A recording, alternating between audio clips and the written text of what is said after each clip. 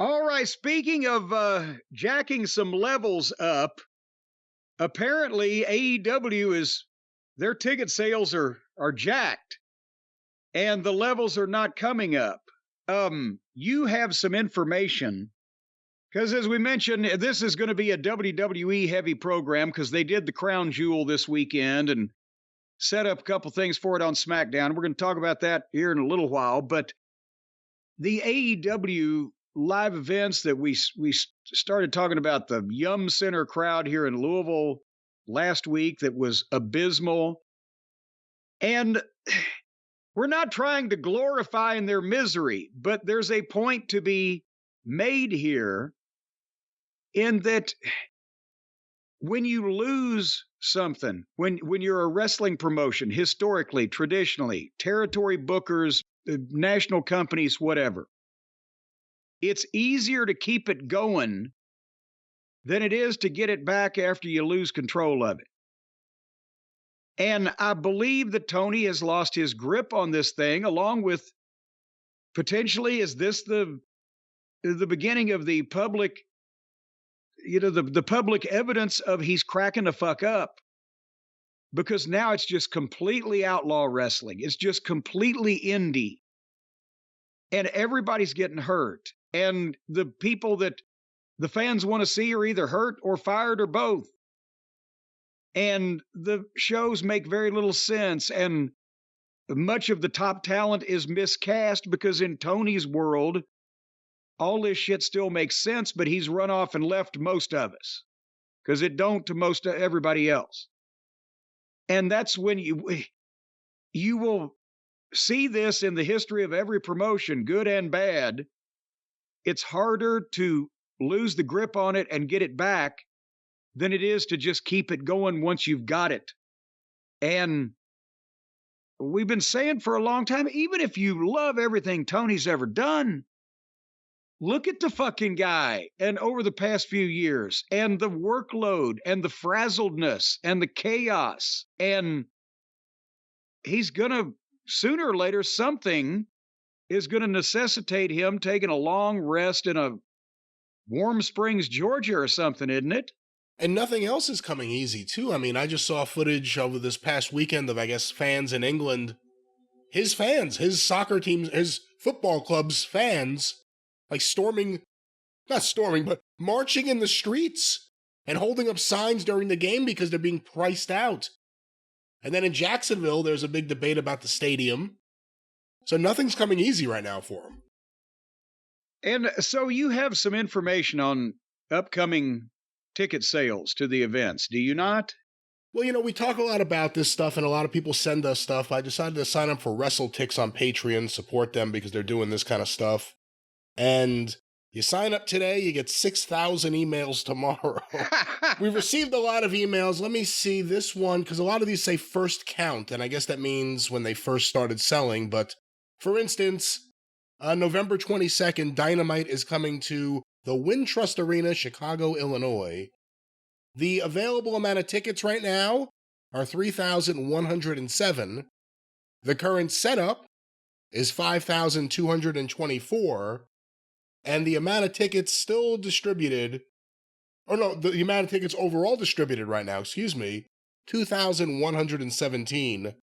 The last time they were in Chicago, June 21st, 6,291. And the last time they were in Chicago, they got some bad news, didn't they? Was Mindy's Bakery closed? No, that's where they were. That was the middle of the Punk incident, was it not? He wasn't there. That was the first one he missed. That's right. Because when was Wembley? I know the number. I don't know the date. These things blur in my mind. Boy, we look prepared now. When Wembley was Wembley was the end of August. I thought they were in Chicago after. This says last time here. Maybe it's last time in this building, Wintrust Arena. That's what it is, because they were in Chicago the following week, right? You're right. For a pay-per-view. So you led me down the garden path there.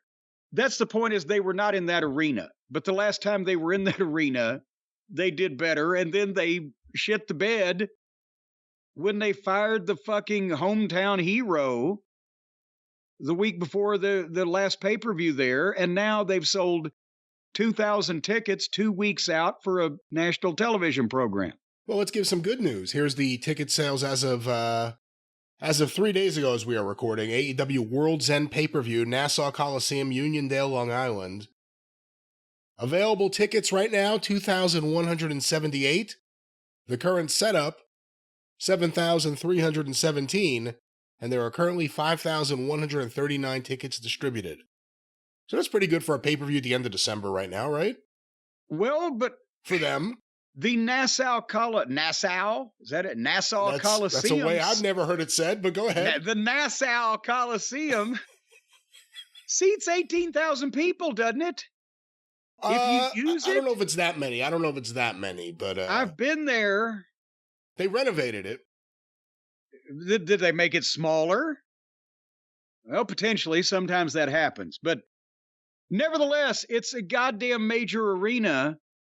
So they're setting it up for 7,000, which is less than half of capacity. And then they've got 5,000 tickets out, and it's the New York City market. They have 32 executive suites, and for capacity, basketball, it's 14,500. Ice hockey, 13,917.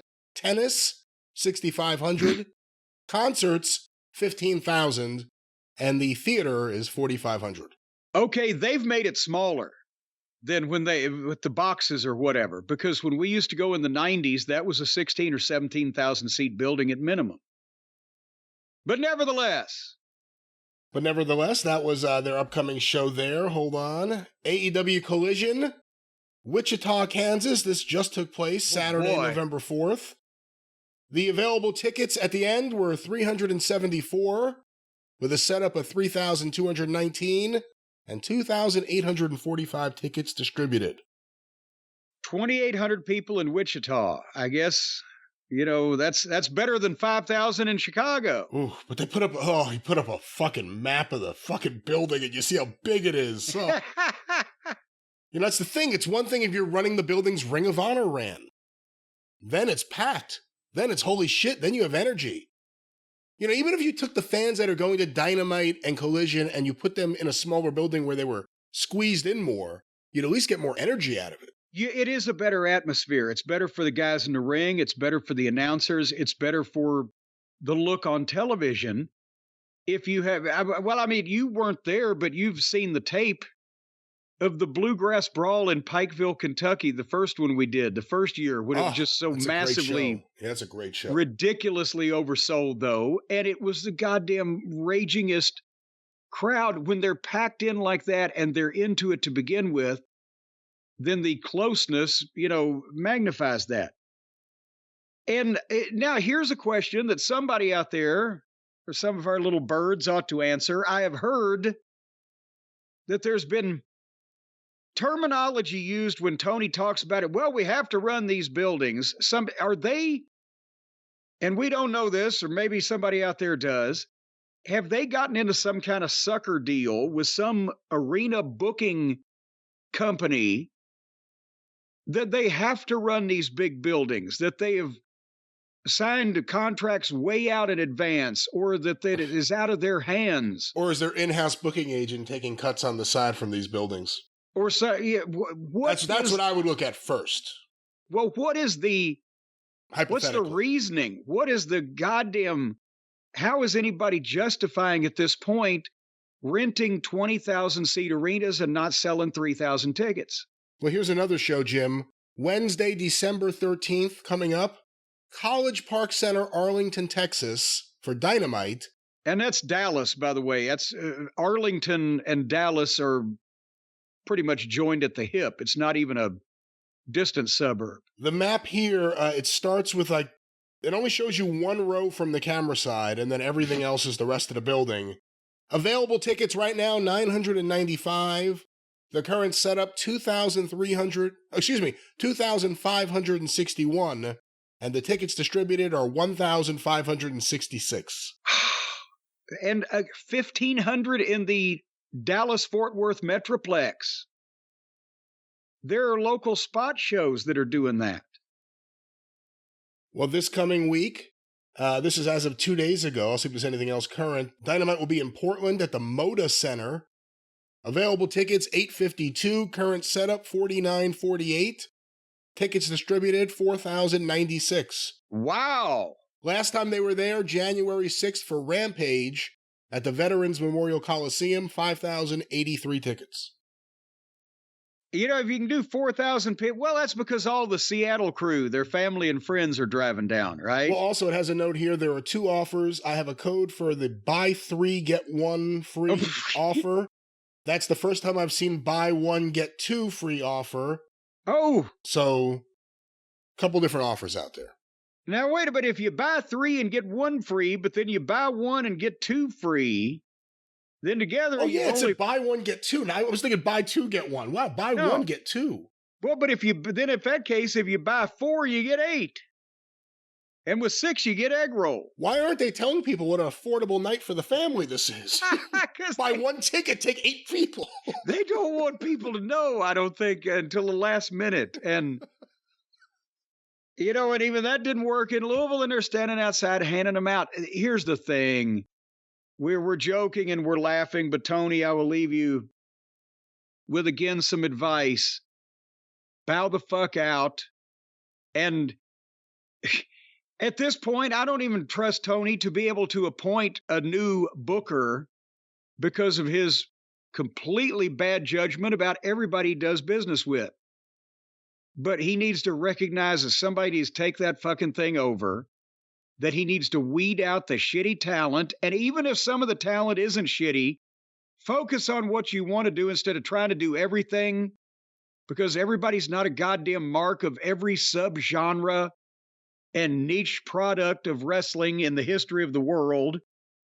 And do a focused sports-based presentation like you teased people about to begin with, and try to make some new talent instead of reliving your childhood fantasies now that you can collect all the WCW wrestlers from the 90s. And, you know, but it's going to take a while to get it back. It's not going to get better than this in the next few months, or maybe at all ever. But even if they tried now, you can't turn the battleship on a dime. So if they started now putting all the talent in different places, making more attractive matchups, trying to do a serious program, weeding out all the fucking, you know, juvenile tomfoolery that Tony and a lot of them are, you know, wrapped up in, it'll be months before you see a change at the arenas. So, hey, speaking of battleships, quickly, let's do some WWE numbers just for comparison's sake. Friday, this coming Friday, as we are recording, November 10th, Nationwide Arena, Columbus, Ohio, SmackDown. Available tickets, $416. Current setup, $73.05. Tickets distributed, 6,889. yeah, so they're going to be full. Last time they were there, December 26th, for a live show, 6,459. So more fans, obviously, this time. Well, and not only are they consistent, but there's a slight increase. Can't be a big increase. Building's not big enough. But so you've got one company that's dropping each time they return, diminishing returns. You got another company that's actually doing better than the last time they were there. Last night, as we are recording, WWE Super Show, Sunday, November 5th, the Mass Mutual Center Arena, Springfield, Massachusetts. I guess there were 944 tickets still available as the show went on. 4,702 is the setup. 3,758 were the tickets distributed. Well, and that was a B show in Springfield, Massachusetts, because everybody was coming back from Saudi Arabia. 7 p.m. show, Springfield, Massachusetts. Last time they were there, 3,791, so just off that. The Survivor Series, I mean, it's a pay-per-view, but real quick, Allstate Arena, Rosemont, Illinois, November 25th, Saturday. That's good to know for us. Available tickets, 1,168. Current setup, 16,860. Jeez. Tickets distributed, 15,687. Yeah, they're probably going to be full too. Monday And Monday Night Raw. Oh, go ahead. I was just going to say, well, you can give that, but the pay-per-view for AEW before that, Full Gear, in Los Angeles is still, what, around 6,000 or 7,000 at last I saw? I have to check. I haven't seen the numbers currently. But one more, just an example here. Monday Night Raw coming up at the Bridgestone Arena, Nashville, Tennessee on November 27th. Available tickets, 2,941. The current setup, 10,579. And there are currently 7,638 tickets distributed. 7,500 people in Nashville for the end of December already. So that's going to be healthy too. End of November. Or end of November, I'm sorry. Almost December. And boy, howdy, are these shows, has wrestling ever been more boring and formulaic and by the numbers and rote and going through the motions as WWE wrestling is today? And it's making a fucking fortune. I'm glad those people going live have that much patience. It's hard, I mean, that's the thing. You said it's hard to get them to come back. Like, 89 is a great example of that. The NWA had great stuff if you were a fan. If you were sitting back and watching Flair and Terry Funk, Flair and Steamboat, the rise of Sting, the rise of Muta, it was great stuff. Didn't draw anyone. Yeah, because they had burned out everyone. It took a while to get everyone to even give them a chance again. They had pissed off the best towns by changing the schedule and taking shows away from them. They had pissed off a lot of the old-time fans by running off various talent. More was to come. They had made it look like that they were trying to be more like the WWF, which was the reason the base audience didn't like it to begin with, but there was still a huge base audience of several million.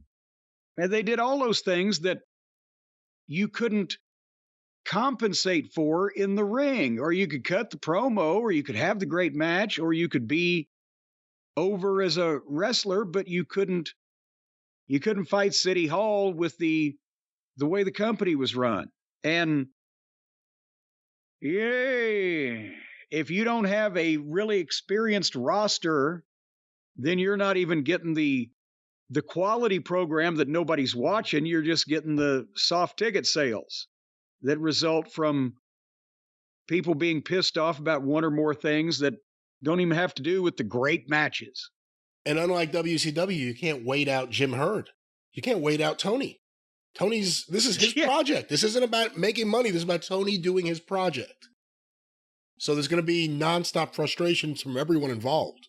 At this point, when he has an aneurysm and Bryan Danielson takes over, that's about the only way that we're going to wait out Tony. I'll tell you. He's a very good wrestler. I would not want Bryan Danielson booking my wrestling company, I don't think. He's way too nice a fella. But you know what, Brian, here's the thing. Sometimes, if things are soft, it's bad, like ticket sales. But sometimes if things are soft, it's good.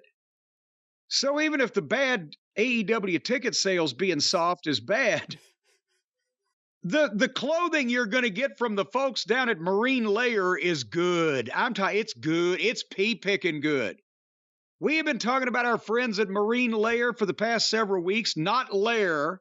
It's not a place where villains reside. It's not a place where the arch nemesis of the Justice League gather. It's Marine Layer, Layer.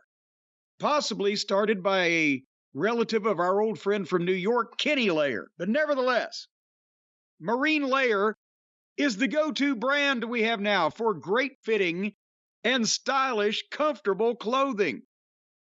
And not only are the t-shirts comfortable, Brian, I've got to testify to this now personally, because I got a t-shirt for Stacy. And she loves it. She wears it around the house. She wears it when she's painting. She wears it for the variety of activities because it's so comfortable. You can move around. But what I got, I'll have you know, was one of these sweatshirts. Well, I can't even call it a sweatshirt. That makes it sound like it's dingy, like Burgess Meredith would be wearing it when he's working Rocky out or something. It's a long-sleeved, stylish very warm and comfy, soft, fuzzy shirt that Stace says I've looked very stylish and suave and debonair in. And in addition, I got it because I wanted something warmer now that it's turning cold, and to keep my arms warm since I'm not as fat as I used to be and don't have all that flab to insulate me. But now I'm wearing it around the house even if it's warm.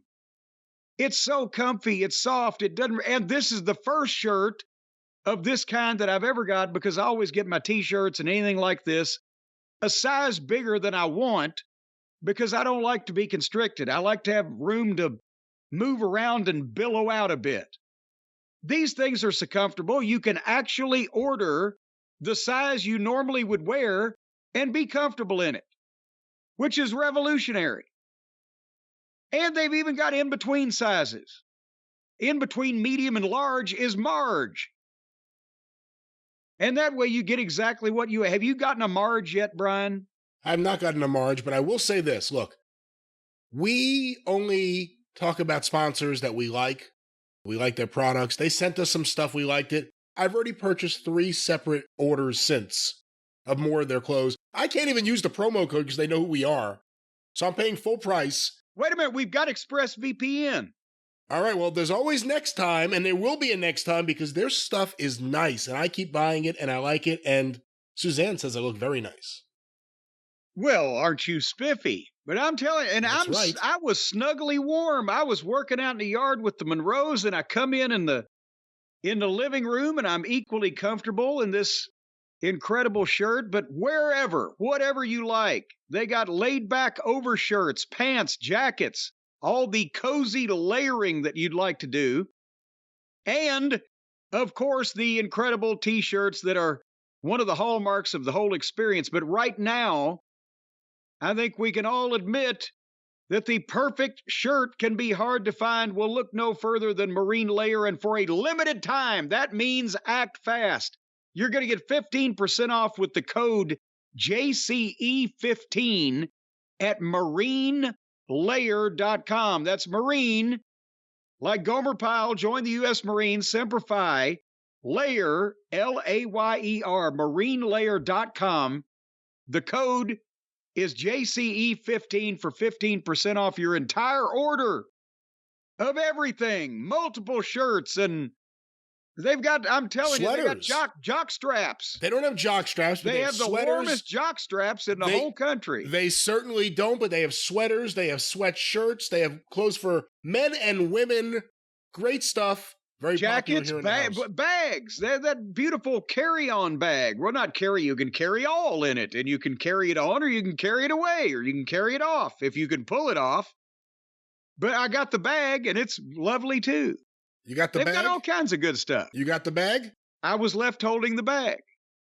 All right, well, you can get the bag from Marine Layer. What's that promo code again, Jim? Again, marinelayer.com, promo code JCE15 for 15% off your entire order of these wonderful, comfy clothes. It's like wrapping yourself in the skin of a warm puppy's belly and blowing your nose. Let's not say that, but let's definitely point out it is comfortable and good stuff. Like I said, personally, I've made several purchases. I think you'll like it too, Marine Layer. To get you to spend money on anything, it has to be good. That's right. You're going to spend some money on soundproofing and baffling for your home studio there, aren't you, if you continue to live next door to this egregious woman? I thought we were, she's not an egregious woman. It's just, I thought we were safe. They never come on this day. And today's the day that her people came for their big spring cleanup. They bring the big fall cleanup. God damn it!